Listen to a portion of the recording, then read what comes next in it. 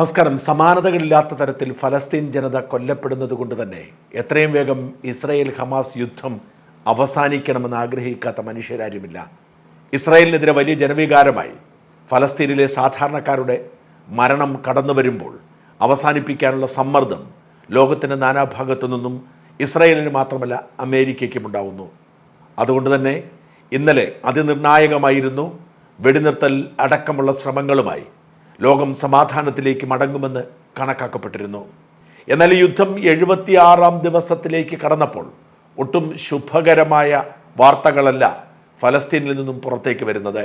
ഇതുവരെ യുദ്ധത്തിൽ കൊല്ലപ്പെട്ട ഫലസ്തീനികളുടെ എണ്ണം 20,000 കടന്നു എന്നത് ചരിത്ര സംഭവമായി മാറുന്നു. അതിൽ 8,000-ലധികം പേർ സ്ത്രീകളും 6,000-ലധികം പേർ കുട്ടികളുമാണ് എന്നാണ് ഹമാസിന് വേണ്ടി ഫലസ്തീൻ മീഡിയ വൃത്തങ്ങൾ അറിയിക്കുന്നത്. അതായത് 20,000-ൽ 14,000-ഉം കുട്ടികളും സ്ത്രീകളുമാണ് എന്ന് പറയുമ്പോൾ നിരപരാധികളാണ് കൊല്ലപ്പെടുന്നത് എന്നതിന് മറ്റെന്ത് തെളിവാണുള്ളത്? അതുകൊണ്ട് തന്നെ കെയ്റോയിൽ നടക്കുന്ന സമാധാന ചർച്ച ഏറെ പ്രതീക്ഷയോടെയാണ് ലോകം കണ്ടത്. ഹമാസിൻ്റെ തലവൻ ഇസ്മായിൽ ഹനിയ ഖത്തറിൽ നിന്നും കെയ്റോയിൽ എത്തപ്പെട്ടതിൻ്റെ വിശദാംശങ്ങൾ മാധ്യമക്കുറിപ്പുകൾ പുറത്തു വന്നിരുന്നു. സാധാരണ ഇസ്മായിൽ ഹനിയയുടെ യാത്രകൾ അതീവ രഹസ്യമാണ്. എന്നിട്ടും ഹനിയ കെയ്റോയിലേക്ക് പോകുന്നു എന്ന വാർത്ത ഇസ്രായേൽ മാധ്യമങ്ങൾ അടക്കം റിപ്പോർട്ട് ചെയ്തു. കെയ്റോയിൽ നടക്കുന്ന ചർച്ചയ്ക്കും നേതൃത്വം കൊടുക്കുന്നത് ഖത്തർ പ്രധാനമന്ത്രി തന്നെയാണ്. ഇസ്രായേലും ഹമാസും തമ്മിലുള്ള അടിയന്തര വെടിനിർത്തൽ സംഭവിക്കുമെന്നും ആ വെടിനിർത്തലിൻ്റെ ഭാഗമായി കുറച്ച് തടവുകാരെ കൂടി വിട്ടയക്കുമെന്നും അതിൻ്റെ ഭാഗമായി ഇസ്രായേൽ തടവിലാക്കിയിരിക്കുന്ന അനേകം ഫലസ്തീനികളെ മോചിപ്പിക്കുമെന്നുമാണ് കണക്കാക്കപ്പെട്ടിരുന്നത്. എന്നാൽ ആ ചർച്ചകളൊന്നും ഒരിടത്തും എത്തില്ല എന്നും വെടിനിർത്തൽ സാധ്യമല്ല എന്നും തെളിയിക്കുന്ന 2 സംഭവങ്ങൾ ഇന്നലെ ഉണ്ടായി. ആദ്യത്തേത് ഇസ്മായിൽ ഹനിയ മാധ്യമങ്ങളോട് പറഞ്ഞതാണ്. താൽക്കാലികമായ വെടിനിർത്തലിന് ഹമാസ് ഒരുക്കമല്ല. ഏതു തരത്തിലുള്ള ഒത്തുതീർപ്പ് ചർച്ചകളും ഏതു തരത്തിലുള്ള സമ്മർദ്ദവും ഉണ്ടായാലും താൽക്കാലികമായ വെടിനിർത്തലിന് ഞങ്ങൾ ഒരുക്കമല്ല. ഇനി മുമ്പോട്ട് പോകണമെങ്കിൽ ഇസ്രായേൽ യുദ്ധം പൂർണ്ണമായും അവസാനിപ്പിക്കണം. യുദ്ധം അവസാനിപ്പിച്ച് പിന്മാറാതെ ഒരു തരത്തിലുള്ള വിട്ടുവീഴ്ചയുമില്ല, ഒരു തടവുകാരെ പോലും വിട്ടയക്കുകയുമില്ല എന്ന് ഇസ്മായിൽ ഹനിയ ഇന്നലെ അസന്നിഗ്ധമായി പ്രഖ്യാപിച്ചു. അപ്പോൾ തന്നെ ഇസ്രായേൽ പ്രധാനമന്ത്രി ബെന്യാമിൻ നെതന്യാഹു മറുപടിയുമായി രംഗത്ത് വന്നു. താൽക്കാലികമായ വെടിനിർത്തലിനെ കുറിച്ച് മാത്രം മതി ചർച്ചകൾ. സ്ഥിരമായ വെടിനിർത്തൽ, യുദ്ധം അവസാനിപ്പിക്കൽ ഞങ്ങളുടെ അജണ്ടയിലില്ല. ഞങ്ങൾക്ക് 3 ലക്ഷ്യങ്ങളുണ്ട്. ആ 3 ലക്ഷ്യങ്ങളും നേരത്തെ തന്നെ പ്രഖ്യാപിച്ചതാണ്. അതിനപ്പുറത്തേക്ക് ഒരു മാറ്റവുമില്ല.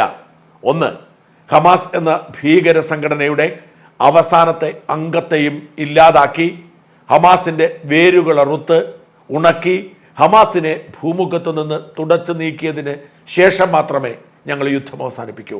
2, ഇസ്രായേലിൽ നിന്നും തട്ടിക്കൊണ്ടുപോയി തടവിലാക്കപ്പെട്ടിരിക്കുന്ന മുഴുവൻ പേരെയും മോചിപ്പിച്ചതിന് ശേഷം മാത്രമേ ഞങ്ങൾ യുദ്ധം അവസാനിപ്പിക്കൂ. 3, ഹമാസോ ഫലസ്തീൻ ജിഹാദി ഓർഗനൈസേഷനോ അടക്കം ഒരു സംഘടനയിൽ നിന്നും ഇനി ഞങ്ങൾക്ക് ഭീഷണി ഉണ്ടാവാൻ പാടില്ല. ഇസ്രായേലിൻ്റെ സുരക്ഷ ഞങ്ങൾക്ക് ഉറപ്പാക്കണം. ഈ 3 കാര്യങ്ങൾ സാധിക്കുന്നത് വരെ യുദ്ധം അവസാനിപ്പിക്കുകയില്ല.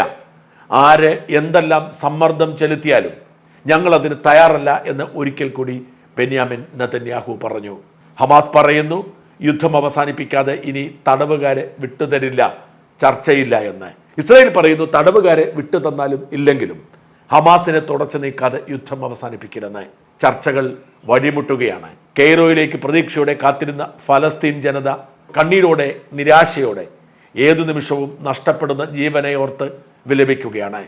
അതുകൊണ്ടാണ് American state secretary Antony Blinken പറഞ്ഞത്, എല്ലാവരും എന്തുകൊണ്ടാണ് ഇസ്രായേലിൻ്റെ മേൽ മാത്രം സമ്മർദ്ദം ചെലുത്തുന്നത്? Israel humanitarian പോസിന് ഒരുക്കമാണ്. വെടിനിർത്താം, തടവിലാക്കപ്പെട്ടവരെ മോചിപ്പിക്കാം, നിരപരാധികളായ ഫലസ്തീനികളുടെ ജീവൻ നഷ്ടപ്പെടുന്ന സാഹചര്യം അവസാനിപ്പിക്കാം എന്ന് പറയുന്നു. പക്ഷേ ഹമാസ് അതിനും വഴങ്ങുന്നില്ല. ഇസ്രായേലിൽ കടന്നു കയറി 1200 പേരുടെ ജീവൻ കൊത്തിയെടുത്തുകൊണ്ട് മടങ്ങിയ ഹമാസിന് വേണ്ടി എങ്ങനെ വെടിനിർത്താൻ കഴിയും? ഹമാസിൻ്റെ ഭീകരതയെ തള്ളിപ്പറയണം. അവരുടെ ചർച്ചയ്ക്ക് വഴങ്ങാൻ ലോകം സമ്മർദ്ദം ചെലുത്തണം എന്നാണ് ആന്റണി ബ്ലിങ്കൻ അഭിപ്രായം. 2 അഭിപ്രായങ്ങളും തമ്മിൽ കൂട്ടിമുട്ടാതെ മുമ്പോട്ട് പോവുകയാണ്. ഏറ്റവും ശ്രദ്ധേയമായ കാര്യം, ഇസ്രായേൽ ഒരുപാട് വിട്ടുവീഴ്ചയ്ക്ക് ഒരുങ്ങി എന്നതാണ്. അതിലേറ്റവും പ്രധാനപ്പെട്ടത് സ്ത്രീകളെയും രോഗികളായ പുരുഷന്മാരെയും മാത്രം വിട്ടു നൽകിയാൽ മതി എന്നാണ് ഇപ്പോൾ ഇസ്രായേൽ മുമ്പോട്ട് വെച്ച ആവശ്യം ഈ ചർച്ചയിൽ. അതായത് ഇനി വരാൻ പോകുന്ന വെടിനിർത്തൽ കാലഘട്ടത്തിൽ മുഴുവൻ സ്ത്രീകളെയും വിട്ടുതരണം, ഒപ്പം രോഗികളായ അല്ലെങ്കിൽ ആരോഗ്യ പ്രശ്നങ്ങളുള്ള പുരുഷന്മാരെയും വിട്ടുതരണം, അല്ലാത്തവരെ അവർ സൂക്ഷിച്ചോളൂ, നമുക്ക് അടുത്ത ഘട്ടത്തിലേക്ക് അത് മാറ്റിവെക്കാം എന്നാണ് ഇസ്രായേലിൻ്റെ വാദം. പകരം ഇസ്രായേൽ ജയിലിൽ കഴിയുന്ന കൊടും കുറ്റവാളികളെ പോലും വിട്ടുതരാൻ ഒരുക്കമാണെന്നും ഇസ്രായേൽ സമ്മതിച്ചു. ഏറ്റവും പ്രധാനപ്പെട്ട മാറ്റമാണ്. അതായത് കൊടും കുറ്റവാളികൾ അടക്കമുള്ളവരെ വിട്ടുകൊടുക്കാൻ തയ്യാറാണ്. സ്ത്രീകളെയും കുട്ടികളെയും ആരോഗ്യ പ്രശ്നമുള്ള പുരുഷന്മാരെയും മാത്രം തിരിച്ചു തന്നാൽ മതി. ഹമാസ് അതിനും വഴങ്ങുന്നില്ല എന്നത് ഹമാസിന്റെ ഉദ്ദേശ ലക്ഷ്യം ഒട്ടും ആശാവഹമല്ല എന്നതിന് തെളിവായി മാറുന്നു. ഇതിനിടയിൽ ഇന്നലെയും ഐക്യരാഷ്ട്രസഭയിലെ രക്ഷാസമിതി വെടിനിർത്തൽ പ്രമേയം മാറ്റിവെച്ചു. തിങ്കളാഴ്ച മുതൽ തുടർച്ചയായി 3 ദിവസമാണ് വെടിനിർത്തൽ പ്രമേയം ചർച്ച ചെയ്യാനെടുത്തത്. അതിലെ വെടിനിർത്തൽ എന്ന വാക്കിനെ കുറിച്ചുള്ള ആശയക്കുഴപ്പം തുടരുകയാണ്. ഇനി ഒരു പ്രമേയം കൂടി വീറ്റോ ചെയ്യാൻ അമേരിക്ക ആഗ്രഹിക്കുന്നില്ല. അതുകൊണ്ട് തന്നെ ഹ്യൂമാനിറ്റേറിയൻ പോസ് അല്ലെങ്കിൽ ട്രൂസ് എന്ന തരത്തിൽ ആ വാക്ക് തിരുത്തണം എന്ന് അമേരിക്ക ആവശ്യപ്പെടുന്നു. എന്നാൽ രക്ഷാസമിതിയിലെ ഭൂരിപക്ഷം അംഗങ്ങളും അതിന് വഴങ്ങുന്നില്ല. അതുകൊണ്ട് തന്നെ പ്രമേയം അവതരിപ്പിക്കാതെ ഒരു ദിവസം കൂടി മാറ്റിവെച്ചതായി ഐക്യരാഷ്ട്രസഭ അറിയിക്കുന്നുണ്ട്. അതിനിടയിൽ വലിയ മുന്നേറ്റമാണ് ഇസ്രായേൽ സേന ഗാസയിൽ നടത്തിക്കൊണ്ടിരിക്കുന്നത്. വടക്കൻ ഗാസയിൽ തുടർച്ചയായി ഇന്നലെയും ബോംബാക്രമണം നടത്തി. റാഫ അതിർത്തിയിൽ ഇസ്രായേൽ ബോംബാക്രമണത്തിൽ ഒരു കുടുംബത്തിലെ 5 പേർ കൊല്ലപ്പെട്ടു. ജബാലിയ അഭയാർത്ഥി ക്യാമ്പിൽ ഇസ്രായേൽ ആക്രമണത്തിൽ 46 പേർ കൊല്ലപ്പെട്ടു. ഇതോടുകൂടി 20,000 കടന്നിരിക്കുകയാണ് മരണസംഖ്യ. ഗാസയിലെ 90% ജനങ്ങളും ഡിസ്പ്ലേസ്ഡ് ആയിരിക്കുന്നു, അല്ലെങ്കിൽ ഭവനരഹിതരായിരിക്കുന്നു, പലായനം ചെയ്യുന്നു എന്നതാണ് സത്യം. യുദ്ധം അവസാനിപ്പിച്ച് തച്ചുടച്ച വടക്കൻ ഗാസയിൽ ഒരു റെഫ്യൂജി ക്യാമ്പ് ഇസ്രായേൽ സേന തന്നെ ഉണ്ടാക്കാൻ പദ്ധതിയിടുന്നു എന്ന വാർത്ത പുറത്തു വരുന്നുണ്ട്. തെക്കൻ ഗാസയിൽ നിന്നും ഫലസ്തീനികളെ അങ്ങോട്ട് മാറ്റിപ്പാർപ്പിക്കാനാണ് ഇസ്രായേൽ സേന പദ്ധതിയിടുന്നത്. ഖാൻ യൂനിസ് അടക്കമുള്ള തെക്കൻ ഗാസൻ നഗരങ്ങളെല്ലാം തച്ചുടയ്ക്കാൻ സമയം വൈകിയിരിക്കുന്നു എന്നാണ് ഇസ്രായേലിൻ്റെ ഭാഷ്യം. അതിനിടയിൽ മധ്യ ഗാസയിൽ ഹമാസിൻ്റെ പ്രധാനപ്പെട്ട കമാൻഡോ സെന്റർ ഇസ്രായേൽ സേന തകർത്തതായി അറിയിച്ചിട്ടുണ്ട്. അനേകം ആയുധ ശേഖരങ്ങൾ കണ്ടെത്തി നശിപ്പിച്ചിരിക്കുന്നു.